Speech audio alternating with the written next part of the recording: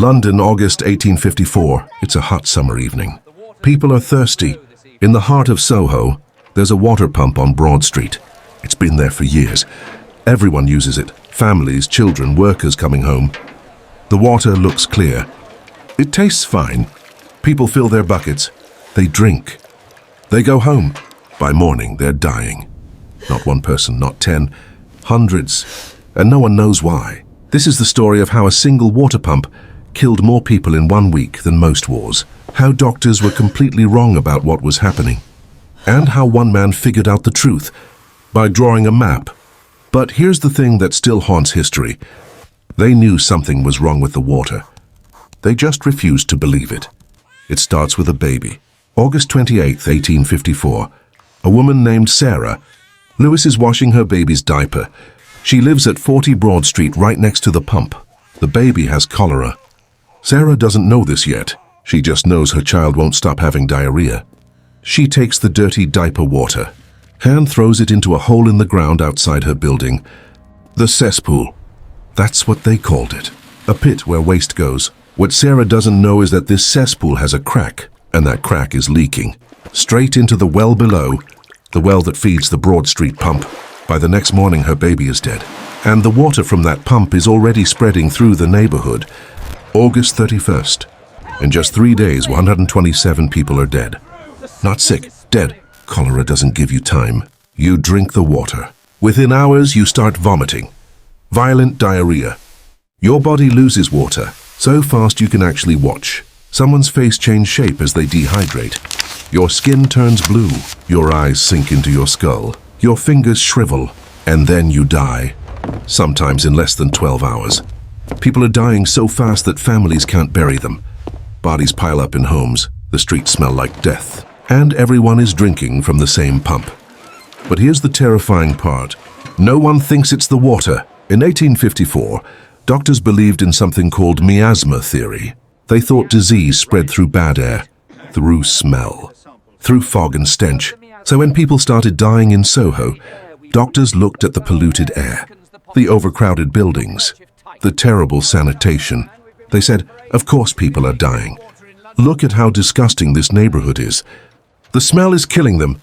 The idea that water could carry disease, that seemed impossible. Water was pure, clean, essential for life. How could something so clear and tasteless be deadly? So people kept drinking, and the death toll kept rising. His name was John Snow. He was a doctor, but not the kind people listened to, because John Snow believed something radical. He believed cholera spread through water. Everyone thought he was wrong. The scientific community dismissed him, but Snow couldn't ignore what he was seeing. Every single person who died had drunk from the Broad Street pump.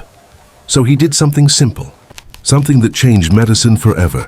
He made a map. He walked through Soho, knocked on doors, asked families, did your loved one drink from the Broad Street pump? The answer was always yes. He marked each death on his map with a black bar, and when he stepped back and looked at it, the pattern was undeniable. Every death clustered around one location, the Broad Street pump. Snow took his map to the local authorities. He showed them the evidence, the pattern, the proof. He told them, remove the pump handle. Stop people from using this water. It will stop the outbreak. They didn't believe him, but the deaths were piling up so fast they were desperate. On September 8th, they removed the handle from the Broad Street pump. Within days, the outbreak stopped. No new deaths. The epidemic was over, but the officials still didn't believe it was the water. Snow kept investigating. He found something incredible. There was a workhouse near Broad Street. It had 535 people living there. In the middle of the cholera zone, only 5 people died. Why? Because the workhouse had its own water pump. They never used Broad Street. Then Snow found a brewery right next to the pump. 70 workers, 0 deaths. Why? The workers drank beer, not water. The brewery owner gave them free beer all day. And here's the most chilling evidence. Snow found a woman who had moved away from Soho. She lived miles away, in a completely different neighborhood. She died of cholera. She loved the taste of Broad Street water. Even after she moved, she sent her servant back every day to fetch water from that specific pump. She drank it, and she died. Weeks later, they finally examined the well beneath the Broad Street pump. They found the crack in the cesspool, the one leaking waste into the water supply. They tested the water. It was filled with white flecks. What we now know was cholera bacteria.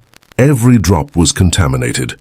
Every person who drank from that pump was ingesting human waste, feces, death, and they had no idea. The water looked clean, tasted fine, but it was a killer.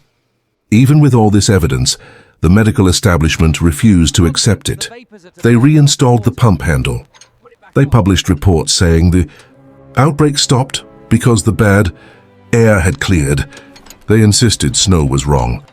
It would take another 30 years before germ theory was fully accepted, before doctors understood that tiny organisms, bacteria, could spread disease through water. John Snow died in 1858, just 4 years after the outbreak. He never saw his theory accepted. He never got the recognition he deserved.